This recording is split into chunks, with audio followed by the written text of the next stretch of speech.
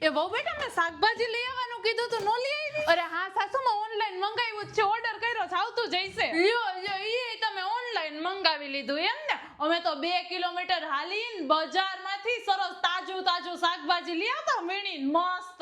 હે સાસુમાં? હા તો થાકી ગયા.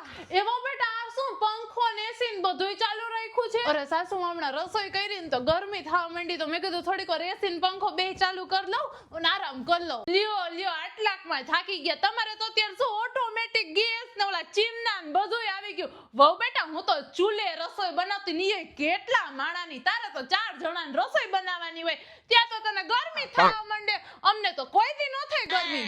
સાસુ માલો પગ ઉપર લઈ દઉં પોતા માર દઉં. લ્યો ઊભા પોતા મારશો એમ ને?